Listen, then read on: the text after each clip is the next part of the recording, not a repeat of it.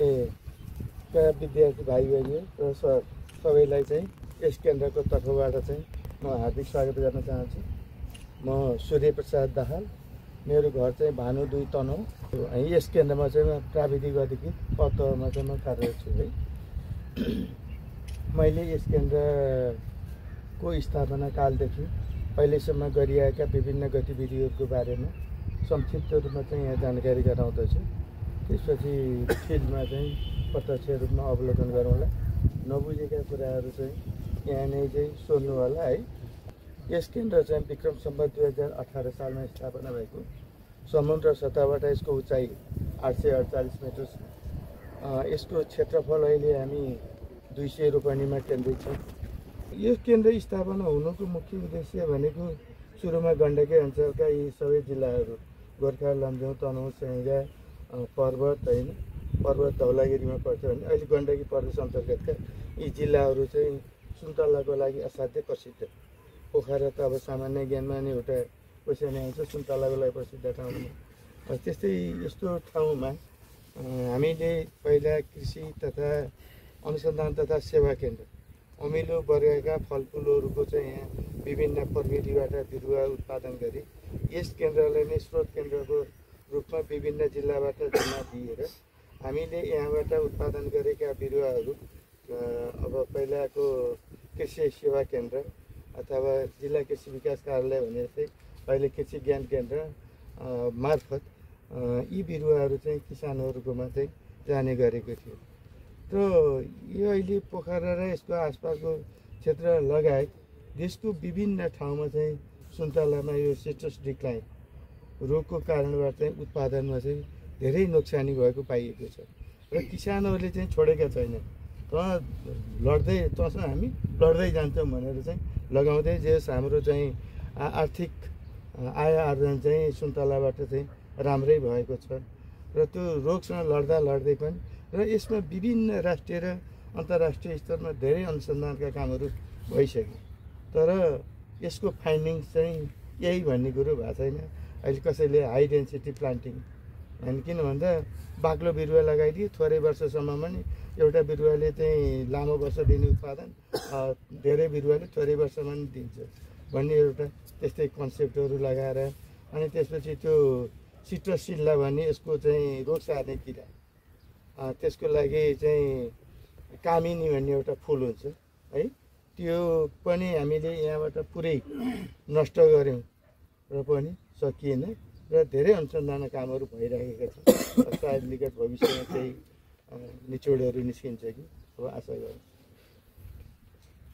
र अहिले चाहिँ विक्रम सम्वत 2048 सालमा आएर चाहिँ यसको काम अलिकति परिवर्तन भयो र हामीलाई के को म्यान्डेट छ भने अनुसन्धानको मात्रै म्यान्डेट छ।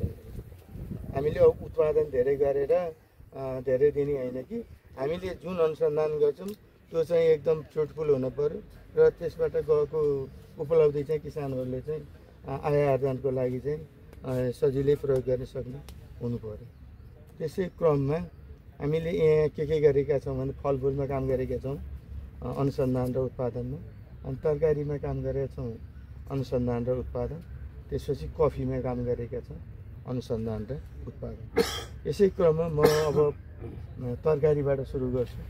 तरकारीमा सिर्जना जातको गोलभेडाको हाइब्रिड बिउ उत्पादन यस केन्द्रमा हुन्छ। यसको बिउ चाहिँ हामीले 1 लाख रुपियाँ किलो, 1 ग्रामको 100 रुपियाँका दरले यस केन्द्रबाट चाहिँ बिक्री वितरण गर्छौँ भने बाहिर अरू एनजिओ आइएनजिओ विभिन्न संस्थाले र हामीले पनि किसानहरूलाई किसानको घर खेतमै गएर टनेलमै गएर यसरी पोलिनेसन गरेर हाइब्रिड बिउ उत्पादन हुन्छ भनेर पनि हामीले त्यसरी तालिम दिएका थियौँ र उनीहरूले पनि उत्पादन गरेको छ। हाइब्रिड बिउ उत्पादनको लागि जहिले पनि प्यारेन्ट लाइनको आवश्यकता पर्छ। प्यारेन्ट लाइन भनेको मेल र फिमेल, HRD1 भनेको फिमेल, HRD17 भनेको मेल। HRD1 को विशेषता के छ भने बोट अग्लो हुने, दाना सानो हुने, बोक्रा पातलो हुने, भित्र खानेकुदीको मात्रा बढी हुनेछ भने HRD17 मेलको विशेषता के छ भने बोट होचो हुने, दाना ठुलो हुने, बोक्रा बाक्लो हुने, भित्र खानेकुदीको मात्रा कम हुने। यसको क्रसबाट बनेको गोलभेडा सिर्जान्छ। यसको वेट चाहिँ 50 देखि 60 ग्राम तौलको छ। बोक्रा पनि ठिक्कको छ अनि खाने गुदीको मात्रा पनि राम्रो छ र अनि यो गोलभेडामा लाग्ने ब्याक्टेरियल विल्ट कोइले रोग भन्ने छ नि हो, त्यो रोग पनि केही मात्रामा कमी हुन्छ भन्ने उसले चाहिँ हामीले त्यसको बिउ उत्पादन गरेर बिक्री वितरण गर्छौँ र यसको क्रसिङको काम चाहिँ हामीले साउनको महिनामा बिरुवा लगाएर असारमा बिउ रोप्ने, साउनमा बिरुवा लगाउने र असोजबाट चाहिँ हामीले क्रसिङको काम सुरु गरेर करिब मङ्सिरसम्ममा त्यसो गर्दा करिब झन्डै 2 किलो जति बिउ उत्पादन हामीले गरेर यहाँबाट चाहिँ बिक्री वितरण गर्ने गरिन्छ। त्यस्तै अर्को मालेपाटन 1 भन्ने बोडी छ, सायद लमलङयान पुगेको छ होला, तपाईँहरूले कतिले लगाउनु भएको छ लगाउनु भएको छैन। यसको राम्रो विशेषता के छ भने थाङ्क्रा चाहिँदैन, बोट होचो हुन्छ। यो लगाएको छोटो समयमा उत्पादन हुन्छ। यो लगाएको 45-50 दिनको दिनमा हामीले हरियो कोसा खान सक्छौँ र हामीलाई अर्ग्यानिक तरकारी खानको लागि पनि यो अलि सहज हुन्छ। किन भन्दा लाई किरा र पतेरो, ताजा तरकारीको लागि लाई र बिउ उत्पादनको लागि पतेरो, यो दुईटालाई कन्ट्रोल गर्न सकियो भने हामीले चाहिँ यसको राम्रो उत्पादन लिन सक्छौँ र राम्रो आय आर्जन गर्न सक्छौँ। यसको बिउ चाहिँ 500 रुपियाँ किलोको दरले चाहिँ हामीले यस केन्द्रबाट चाहिँ बिक्री वितरण गर्छौँ। यसलाई हामीले वर्षमा 2 पटक लाउँछौँ, एक पटक साउनको अन्तिम भदौको पहिलो हप्तामा र एक पटक फागुन चैतको अन्तिमतिर, फागुनको अन्तिम चैतको पहिलो हप्ता त्यसरी लगाइन्छ। यो लगाउँदा 60-60 सेन्टिमिटरको फरकमा लाइन बनाउने र 25-25 सेन्टिमिटरको फरकमा दुईटा दानाका दरले बिउ राख्ने। यसो गर्दाखेरि र यसको हामीले ताजा तरकारीमा विषको असर नरहोस् भन्नको लागि जब यसमा गाँठा हुन्छ नि, अब फुल फुल्ने बेला भयो भने जस्तो फुल फुल्नु बेलामा चाहिँ कुनै विषादी नै स्प्रे गर्नु हुँदैन। त्यो फुल फुल्ने बेला भयो जस्तो भन्दा अलि अगाडि नै चाहिँ सिस्टमिक पोइजनहरू स्प्रे गरिदियो भने त्यसमा विषको असरहरू रहिरहेको छ र सायद तरकारी टिप्ने बेलासम्म त्यो विषको असर पनि धेरै कम हुन्छ र किराले पनि उत्पादनमा अलिकति नोक्सान कम नै गर्छ है। त्यसपछि अर्को मालेपाटन हिउँ रेसिमी 1 र मालेपाटन हिउँ रेसिमी 2 भन्ने यस केन्द्रले सिफारिस गरेका दुईटा हिउँ रेसिमीका जातहरू छन्। अब हिउँ रेसिमी त तपाईँहरू सबैलाई थाहै भएको कुरा हो है। यो हिउँ रेसिमी चाहिँ हामीले नेपालको विशेष गरी तराई र पहाडका विभिन्न जिल्लाहरूबाट जहाँ गयो त्यहीँ यस्तो अलिकति राम्रो देखिएकोलाई सङ्कलन गरेर ल्याएर हामीले चाहिँ यहाँ कति भने 25वटा जति बनाएको छौँ। त्यो 25वटा मध्येबाट सबभन्दा उत्पादनमा पनि राम्रो धेरै दिने र त्यसपछि खानामा पनि मिठो स्वाद भएको भने त्यो दुईटालाई चाहिँ हामीले यस केन्द्रबाट सिफारिस गरेका छौँ। मालेपाटन हिउँ रेसिमी 1 भनेको चाहिँ कस्तो भने अलिक च्याप्टर टाइपको हुन्छ। त्यो यिनीहरूलाई हामी वर्षमा जेठको अन्तिमतिर असारको पहिलो हप्तामा लगाउने र कार्तिक मङ्सिरबाट चाहिँ उत्पादन लिन सकिन्छ। उत्पादनको हिसाबले चाहिँ मालेपाटन हिउँ रेसिमी 1 बढी छ र खानाको लागि चाहिँ स्वादको लागि मालेपाटन हिउँ रेसिमी 2 भन्ने चाहिँ त्यो अलि मिठो छ। किन भन्दा केराउको कोसा जस्तो छ, सानो छ अनि यसको बोक्रा चाहिँ अलिक बढी नरम छ। यसले गर्दा अब त्यो चाहिँ आफ्नो आफ्नो इच्छामा भर पर्ने कुराहरू हुन्छ। लगाउन चाहिँ हामीले यो दुईटै जातहरूलाई त्यही असारको पहिलो हप्तामा लगाइन्छ र यसमा पनि अरू समस्या छैन। त्यही हो लाई किरा, हिउँ रेसिमीलाई पनि लाई किरा असाध्यै लाग्छ। त्यो लाई किरालाई अब हामीले सुर्ती साबुन पानीको झोल अथवा निमका विषादीहरू अर्ग्यानिक विषादीहरू पनि छन् जसको चाहिँ विषको असरहरू कम हुन्छ, तिनीहरूलाई चाहिँ प्रयोग गर्न नि सकिन्छ। होइन अब साह्रै नै बढी नै भयो भने चाहिँ सिस्टमिक पोइजन पनि राख्ने गर्ने हुन्छ। तर मैले अघि भने जस्तै फुल फुल्नुभन्दा अलि अगाडि नै राख्दाखेरि अलि प्रभाव। अब यति बेला एउटा दुईवटा फटाफट फुल फुल्न थालेको जस्तो देखियो भने त्यति बेला चाहिँ हामीले खाने तरकारीमा सकभर चाहिँ विषको असर कटिसकेको अथवा नजिक भएको भए पनि अब आज छोड्यो अब भोलि पर्सि नै टिपेर काम भन्ने त्यस्तो चाहिँ गर्न हुँदैन र यदि खाने नै जस्तो त्यस्तै अति आवश्यक परेको अवस्थामा कहिले कहिले चाहिँ टिपेर राख्ने अनि त्यसलाई चाहिँ एउटा बाटामा पानी भरि राखिदिएर अनि भोलिपल्ट त्यसरी खान पनि सकिन्छ है। त्यस्तै अर्को सिमी छ, चौमासे सिमी र त्रिशुली सिमी हुने। यो दुईवटा सिमीहरू त सायद तपाईँहरूले पनि लगाइसक्नु छ। यसको बारेमा थाहा पाउँदाखेरि 75 सेन्टिमिटरको फरकमा लगाउँछ र अनि बिउ राख्दा 25देखि 30 सेन्टिमिटरको फरकमा यो दुईजनाका दरले त्यसरी रोपेर जान्छ। अनि हामीसँग एउटा यो कर्मा स्टिक भन्ने छ कि त्यसको चाहिँ बाहिर उसले प्लास्टिक कोटेड छ, एल्युमिनियमको लट्ठी छ। त्यो लट्ठीलाई चाहिँ बाहिर त्यो लहरा बेर्न सजिलो होस् भनेर त्यो क्रिपरहरू बनाएको छ कि त्यसमा लहरा त्यो छुने बित्तिकै त्यो क्रिपरले चाहिँ समात्छ र अनि त्यो लहरा दायाँ बायाँ नभइकन सिधै बोटमा जान्छ। यसको राम्रो ह्यान्डलिङ भयो भने एउटा लट्ठी 10-12 वर्षसम्म चाहिँ सजिलै प्रयोग गर्न सकिन्छ।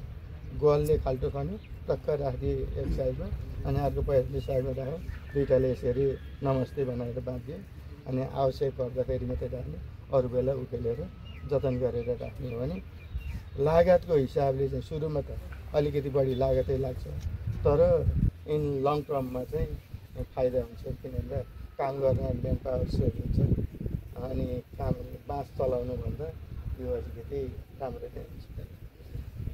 अनि रायोमा मनकामना जातको रायोको बिउ उत्पादन हुन्छ हामीसँग। मुलामा 40 दिने, पाल्योङ्गोमा हरियोपाते पालुङ्गोको बिउ उत्पादन गरेर तरकारीहरूको मूल बिउ उत्पादन गरेर हामीले चाहिँ यहाँबाट बिक्री वितरण गरिन्छ। अनि अर्को पोखरा लुर्की भन्ने अब पहाडको लागि विशेष गरी सबै पहाडका मान्छेहरूले चाहिँ मन पराउने, तर तराईतिरको मानिसहरूले चाहिँ त्यति मन पराउँदैन कि यो भन्छलाई। अनि कस्तो हुन्छ, मसिनो हुन्छ, लाम्चो हुन्छ कि र यो लगाउँदाखेरि हामीले कहिले लगाइन्छ भन्दा भदौ असोजमा बिरुवा लगाइन्छ। यो असोजमा बिरुवा लगाउँदा भेन्टालाई चिसो हावापानी चाहिँ सहँदैन, त्यो चिसोमा चाहिँ भेन्टा सरेर मात्रै बस्छ। लगाउँदाखेरि कुलेसो खन्यो, कति भने 75 सेन्टिमिटर 1 मिटर जतिको 1 मिटरको जतिको फरकमा लाइन बनाउने र त्यसमा मल माटो राम्रोसँग राख्ने र एउटा बोट भेन्टा, एउटा बोट काउली, एउटा बोट भेन्टा, एउटा बोट काउली गरेर अल्टरनेट गरेर लगाउने। यसरी लगाउनको अर्थ के भन्दा चिसोमा चाहिँ कोल क्रप काउलीहरू चाहिँ अलिक बढ्छ, त्यो भेन्टा चाहिँ बढ्छ अनि भेन्टा सरेर मात्रै बस्छ। अनि माघ महिना लागेपछि जब काउलीको कड निस्किन्छ अनि हामीले काउलीको कड काटिन्छ, आगो चाहिँ के गरी गरेर आगो अन्तिम समयमा अथवा फागुन लागेपछि अब त तुसाएर पर्दैन कि भन्ने जस्तो भएपछि हामीले त्यो काउलीका बोटहरू जराहरू सबै उकेलेर अनि त्यहीँ दायाँ बायाँ राखेर रासायनिक मल, गोबर मल, कुखुराको मल अब दिनुपऱ्यो, माइक्रोन्युट्रिएन्टहरू सबै दिएर अनि उकेर लाग्दा सिँचाइ गरेपछि अनि चैत वैशाखमा चाहिँ फल्न सुरु गर्छ। अनि वैशाखको अन्तिमतिरबाट चाहिँ पाक्न सुरु भएर अनि हामीले बिउ निकाल्छौँ। त्यसको बिउ चाहिँ हामीले 4000 रुपियाँ किलोको दरले चाहिँ बिक्री वितरण गरेको जति पनि बिउ छ हजुर पाइन्छ अहिले हुँदैन। हामीले यस्तो हाम्रो बिउ उत्पादन दिने कस्तो भने सहकारीहरूलाई अनि त्यस्तै कृषक समूहहरूलाई त्यस्तो इन्डिभिजुअल चाहिँ बिउ दिने होइन, जसले चाहिँ बिउ उत्पादन समूह त्यहाँबाट उत्पादन गरेर त्यो चाहिँ ठाउँमा फैलियोस् भन्ने हिसाबले चाहिँ अनुदानको हिसाबले होइन। अनुदान त यहाँबाट 1 रुपियाँ पनि हुँदैन। एउटा बिरुवा पनि हामी कर्मचारीले लैजाँदा बिल काटेरै लानुपर्ने, अनुदानको हुँदैन। बरु अब कृषिमा ज्ञान केन्द्रहरू मार्फत अनुदानका कार्यक्रमहरू चाहिँ उहाँहरूसँग हुन्छ। उहाँहरूलाई तपाईँले हामीबाट बिल काटेर सबै पैसा तिरेर लाने र उहाँहरूले कति % अनुदान दिनुहुन्छ उता पेस गरेर अनि भुक्तानी। अनुदान पनि सबैलाई दिँदैनन् उनीहरूले, जसले चाहिँ फर्म दर्ता गरेको छ, जसले चाहिँ सरकारलाई नियमित रूपमा कर बुझाएको छ, जसले चाहिँ अब राम्रोसँग काम गरेको छ, त्यस्तो व्यक्तिहरूलाई मात्रै हुन्छ। अहिले हजुरले भन्नुहुन्छ पनि पहाडमा पहाडको लागि विशेष गरी पहाड तराई र पहाड तराई र पहाडको लागि उच्च पहाडी भागमा त खासै तरकारीहरू त अब बोडी सिमीहरू हुने तिनीहरू नै हुन्थ्यो अरू हुन त अब बर्खाको समयमा यहाँ चाहिँ हिउँदको समयमा हुन्छ नि उता चाहिँ काउलीहरू बर्खाको समय हुन्छ आलु बर्खाको समयमा हुन्छ होइन सबै मूलहरू सबै तरकारी उच्च पहाडी भागमा बर्खाको बेलामा हुन्छ भने पहाड र तराईहरूमा चाहिँ हिउँदको समयमा हुन्छ र जातहरू चाहिँ अलि हावापानी अनुसार अलिकति हाम्रो अनुसन्धानले सिफारिस गरेका जातहरू पनि फरक फरक जातहरू छन् र लगाउने समय पनि अलिकति फरक फरक छ ठाउँ विशेष अनुसार हुन्छ अब धान भने पनि सबै धान अब जुम्लामा जुम्ली बासी हुन्छ भने अब पोखरामा जेठो बुढो हुन्छ जेठो बुढो जुम्ला लाएर त भएन होइन रोप्ने समय पनि अब त्यस्तै हुन्छ अलिकति फरक पर्ने हुन्छ तरकारीतर्फ चाहिँ मोटामोटी रूपमा यति नै अनि एउटा कुरिलो छ कुरिलोहरू त लगाउनु हालो नयाँ नै हो हजुर यो व्यावसायिक रूपमा अलि कस्तो भने हाम्रो पहुँच चाहिँ गाउँघरतिरको सबैले कम्युनिटीमा मिलेर सबैले गरेर एउटा सहकारी मार्फत बजारमा बिक्री वितरणको व्यवस्था मिलाउने भने धेरै राम्रो हुने थियो कि तर हाम्रो गाउँघरमा के कम्पिटिसन छ भने उसले भन्दा उसले लगाएको छ भनेपछि मेरोभन्दा तल अलि सस्तो मेरोभन्दा तल अलि सस्तो भनेपछि त्यो चिजले अलिक मार्केट पाउँदैन कि कोअर्डिनेसन भएर त्यो बजारको मान्छे चाहिँ त्यहाँ लिने गइदिने भने पो किसानले मूल्य पाउँछ उम्रिएपछि त्यसमा हाम्रो अदुवामा 3-4वटा चाहिँ बढ आउँछ नि हो त्यसको पनि त्यस्तै 3-4वटा बढ आउँछ त्यो 3-4वटा बढ आएपछि त्यहाँबाट बिरुवा बन्छ ठुलो हुन्छ अलिक दह्रो हुन्छ अनि त्यसलाई चाहिँ हामीले रोप्ने MS 42 र जनक दुईवटा जातका आलुको चाहिँ यो उत्पादन हुन्छ यो प्री बेसिक सिड थाहा छैन तपाईँहरूलाई कतिको प्री बेसिक सिड भने थाहा छ TBS हो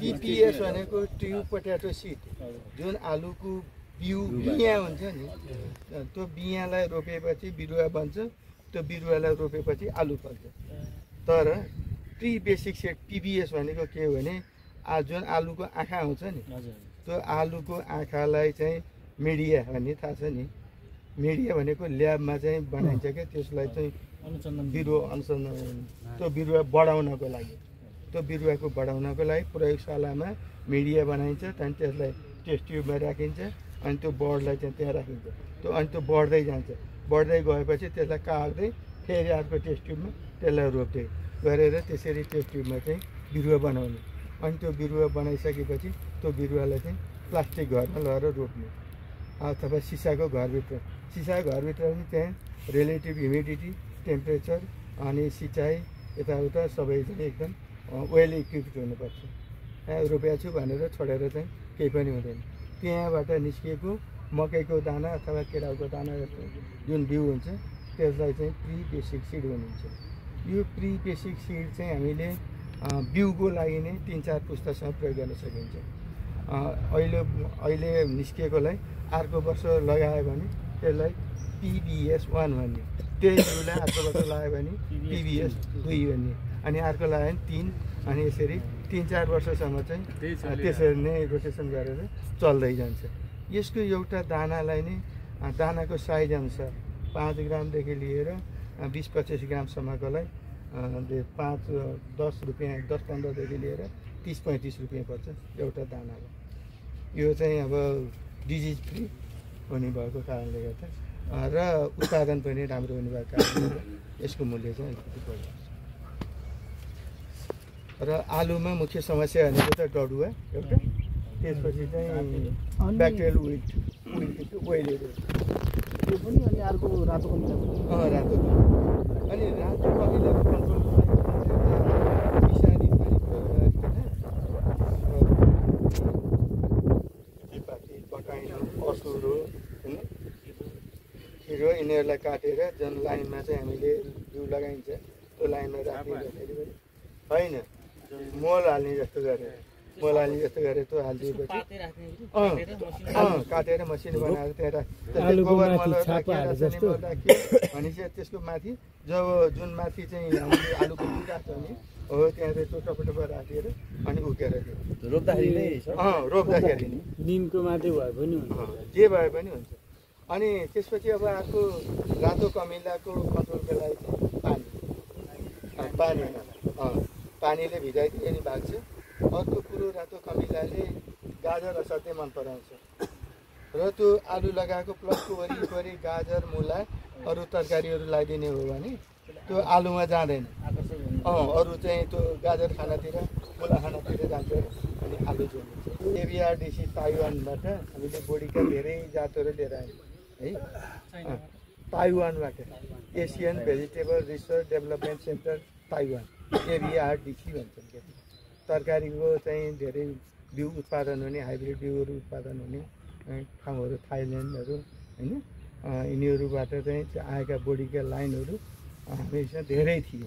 ती मध्येहरूबाट चाहिँ टेस्ट गर्दा गर्दा धेरै ठाउँमा अनि हाम्रो चाहिँ बाह्य अनुसन्धान स्थल भन्ने हुन्छ अनि अरू अफिसको पनि बाह्य अनुसन्धान स्थल हुन्छ।